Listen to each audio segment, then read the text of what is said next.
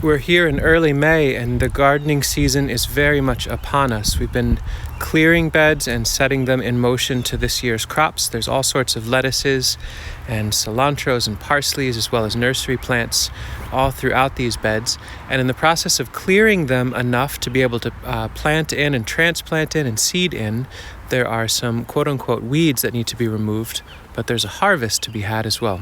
You can see some of the beds are decently dialed in as far as the plants that are growing in them right at this moment are curated and desired. They're the plants we're hoping for. There's some beds that are really, really full. It's a little bit miscellaneous, but still high value enough that we're just going to leave some of these beds to be their wild selves, since there are nursery plants all throughout. There's seedling gummies in here. There's Monarda fistulosa, a baby white pine that's quite beautiful. There's even some sweet Sicily and Korean celery and good King Henry growing in here.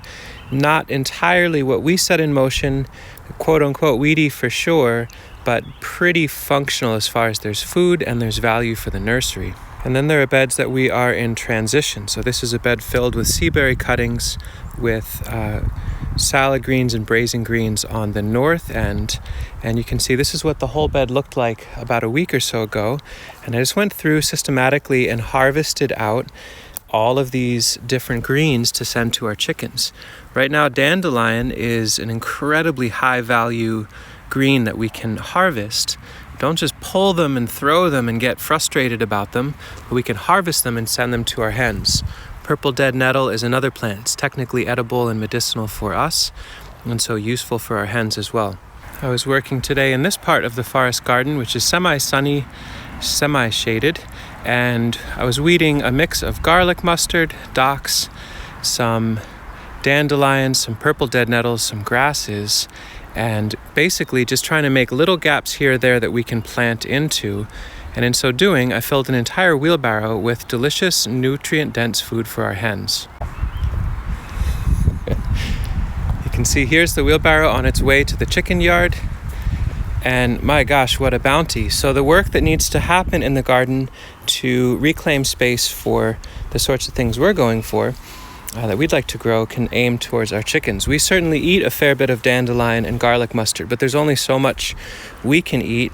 And if we can technically make a medicine from a plant or eat it, we feel very comfortable sending it to our hens. This is the main tool I use for the work. This is a hori. It's a stainless steel blade.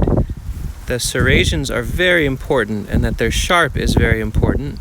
I like the orange handle so I don't lose it. You might be able to tell why I'm not exactly thrilled with this particular hori. I appreciate it, but boy oh boy do I have to keep a hand on it when I'm in the garden. But this tool allows me to make some very deep plunging cuts to get below the plant. So here the dandelion was plunge cut below the root. It may very well want to sprout back, but that's fine. That's another harvest for the hens. But as long as we transplant in the next crop, the ones that we desire, and we mulch over them, they might have a chance to pop up and grow before the dandelions come back. We have a pretty informal method for bringing these greens to our hens. We come into the chicken yard and we dump them. We dump them mainly in walkways. In fact, you can see this is the deposit from the last few days. Here is a beautiful dock popping up again. There's grasses, there are all sorts of garlic mustards through here. The hens pick off most of the greens, and then as we're walking, they sometimes will reroot and grow some more, giving the hens some fresh green growth. You can see here's a garlic mustard popping back happily because we stepped on the root, it rooted in, and now it's growing. It's a very, very simple way to add a huge amount of food value to what the hens have access to. We have limited space. These hens do not get a huge amount of pasture. They get some, but we might as well send all the weeds to here so they can get the greens as much as possible. The plants can reroot and grow a bit more, and then we can always pile it up and turn them into compost within here with the chickens' help.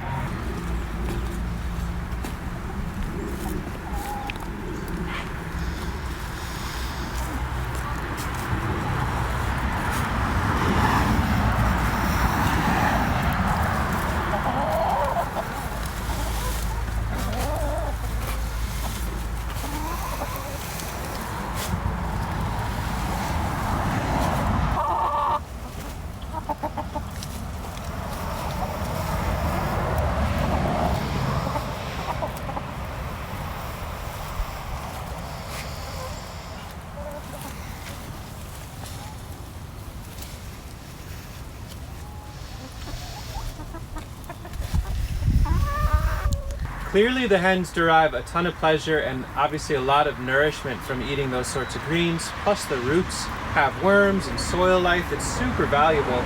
So we go a little further with it. At our main site, the 6-acre site, we've got garlic mustard for days. And I actually harvest it at scale. We probably have about 100 pounds of greens in here. What the chickens don't eat, the red wigglers and the earthworms and the pill bugs will all eat later on, and the chickens will eat them later. So it's just a huge amount of chlorophyll and protein and vitamins and minerals, completely free. The bees had a chance to browse on the flowers. The chickens will be able to convert this into really nutrient-dense eggs and get a whole lot of pleasure while they're doing it.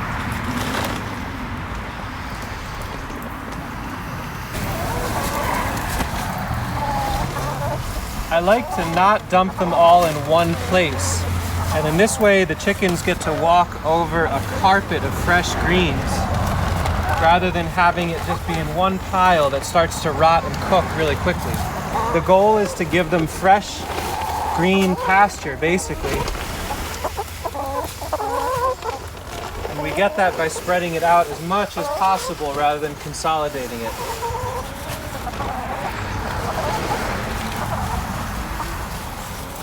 Garlic mustard is a plant that people say so many negative things about. There's all this effort put to eradicate this plant and spray chemicals on it and rip them out of the ground, set fire to them, destroy them. And yet here it is, it's an abundant green. We don't explicitly plant garlic mustard, but we're appreciating their existence in our landscapes and harvesting the huge amount of early spring nutrient that they accumulate. Maybe where you live, there are neighbors that are really upset that garlic mustard is all through their woods and you have hens. Maybe you could harvest the garlic mustard with your hands, save them needing to use or thinking that they need to use poison, and convert all of that into beautiful eggs and really happy, healthy chickens. These hens would not eat this green if it was not good for them. They're not in extreme stress or hunger. They have access to other food. And we've learned to trust over the 8+ years of working with our hens that if we give plants to them as a free choice option in its whole form, so you notice we don't send it through a chipper or a shredder, we don't ride over with a lawnmower, we just give it to them in the most complete form, the most honest form of the plant that we can, and they make the decision whether they want to eat it or not. And we have learned also that what they don't eat absolutely becomes food for red wigglers, so none of this is wasted. You may notice we're using these leaf bags. This is from picking up leaf bags in the fall. We actually normally what we do is we dump the leaf bags out in the chicken yard in the fall, and then we put the leaf bags in our firewood shed so they can dry, fold them up, wrap them in groups of 10, and then reuse them over and over again. So this will get laid up in the sun so it can dry again, and we'll reuse them as many times as they'll allow, and then we'll ship some plants in them later on. When we're in the garden pulling weeds, or if we're in the forest pulling what we call weeds, what is the extra effort to take it and put it in a bag? It actually cleans up the space a bit more to do so. So what started out as management becomes a pretty substantial yield. This was around somewhere between 40 and 60 pounds of greens that just entered the chicken yard that the hens can eat at their leisure or not. For the most part, they'll eat every small green they can find. A fair bit of the stems and roots will remain, and then the worms will eat those. We bring this to them about once a week or twice a week now, and that is an incredible increase in vibrant minerals and vitamins that are super bioavailable. There's a good deal of protein in this, all completely free, all from a waste stream, all from plants that, people revile and put so much effort into hating when they could be harvesting.